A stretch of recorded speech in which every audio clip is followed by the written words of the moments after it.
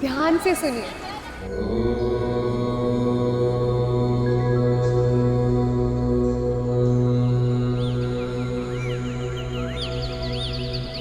बहती हुई नर्मदा एक ध्वनि का उच्चारण कर रही है।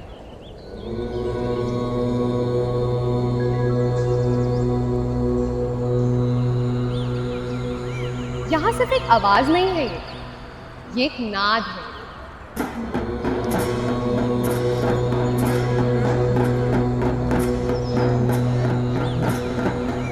जो इस स्थल के हर एक कोने में गूंजता है, पानी में, पत्थरों में, इस पवित्र स्थल की मिट्टी में भी बसा है ये ओम। क्योंकि यहाँ ओम सिर्फ एक अक्षर नहीं, ये भूमि पर एक अवतार है। स्वागत है आपका ओमकारेश्वर ज्योतिर्लिंग में।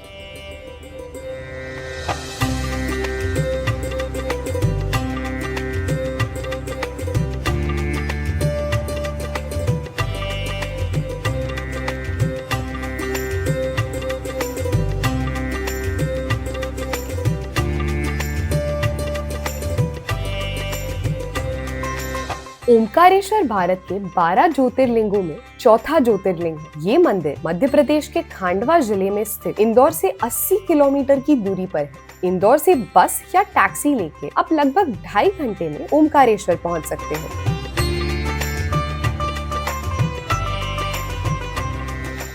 नदी के किनारे स्थित ओमकारेश्वर मंदिर कम से कम 5500 साल पुराना है। इसका उल्लेख स्कंद पुराण, वायु पुराण और शिव पुराण में किया गया है।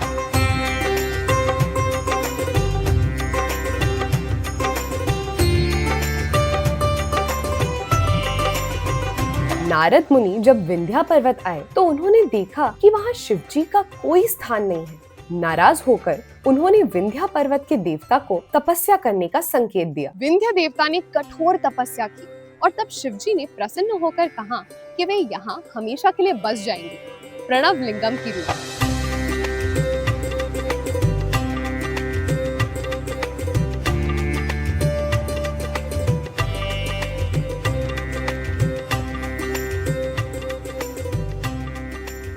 दूसरी कथा के अनुसार इक्ष्वाकु वंशज के राजा मंधाता ने यही तपस्या की और उनसे प्रसन्न होकर शिवजी यहाँ ओमकारेश्वर रूप में प्रकट हुए। तो यहाँ के शिवलिंग की विशेषता ये है कि ये स्वयंभू है। मंदिर नर्मदा के उस पार है, वहाँ और वहाँ पहुँचने के ना 3 तरीके हैं। एक तो है वो सीमेंटेड ब्रिज जो पुराना पुल है, दूसरा है सस्पेंशन ब्रिज और तीसरा और सबसे एक्साइटिंग नाव से नदी को पार करना।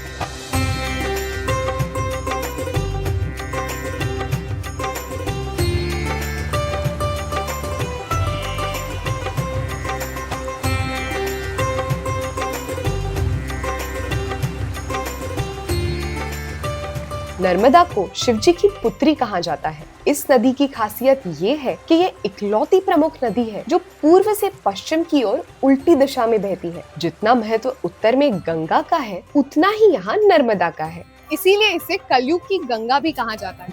ये एक ऐसी नदी है जो भक्ति, शक्ति और मुक्ति तीनों का साधन है। ओमकारेश्वर मंदिर नागरा शैली में बना है। इसकी 5 मंजिलें हैं और हर मंजिल एक अलग देवता को समर्पित है। ओमकारेश्वर, महाकालेश्वर, सिद्धनाथ, गुप्तेश्वर और सबसे ऊपर ध्वजाधारी देवता।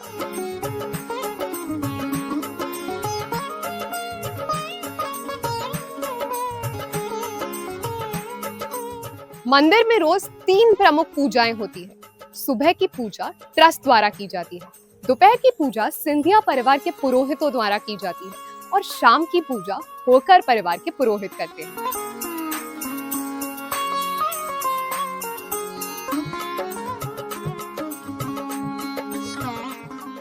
ये मंदिर नर्मदा नदी के बीच एक ऐसे द्वीप पर स्थित है जो ओम के आकार का है, जिससे इसका नाम पड़ा ओमकारेश्वर। यहाँ भक्तों की एक विशेष परंपरा है, ओमकार पर्वत परिक्रमा।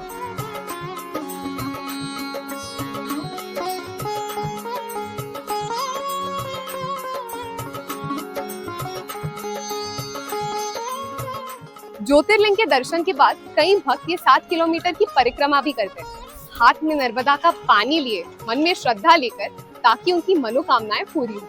कई भक्त नर्मदा परिक्रमा भी करते हैं। ये तीर्थ यात्रा है जिसमें भक्त नर्मदा नदी की पद यात्रा करते हैं। ये नर्मदा के उद्गम स्थल अमरकंटक से शुरू होती है और गुजरात तक जाकर वापस आते हुए पूरी परिक्रमा संपन्न की जाती है। ये कठिन 2600 किलोमीटर की यात्रा होती है। ओमकारेश्वर को नर्मदा का नाभि स्थल भी माना जाता है, यानी परिक्रमा का एक महत्वपूर्ण स्थल।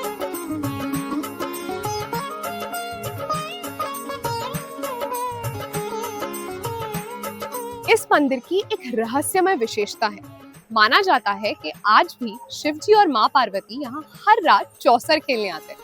तो हर शाम की आरती के बाद गर्भगृह के द्वार बंद किए जाते हैं, एक पलंग बिछाया जाता है और चौसर भी रखा जाता है।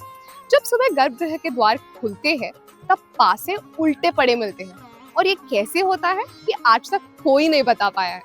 क्या आपको इसकी जानकारी है? क्या लगता है आपको क्या होता होगा? बताइए मुझे कमेंट्स में।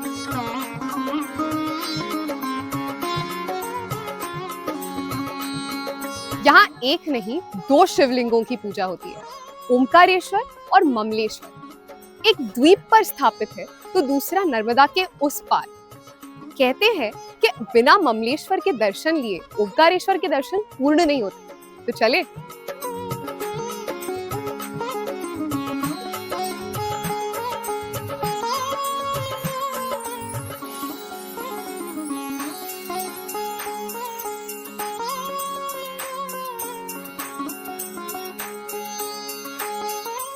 ओमकारेश्वर का सबसे गहरा पहलू है नाद, यानी ध्वनि।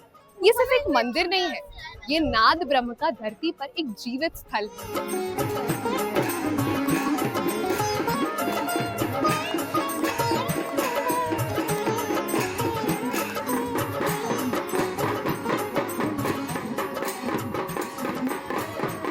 तो इस श्रावण महीने दिल में श्रद्धा लिए आइए ओमकारेश्वर, जहाँ ओम का अर्थ समझ आता है और शिवजी स्वयं मिलते हैं।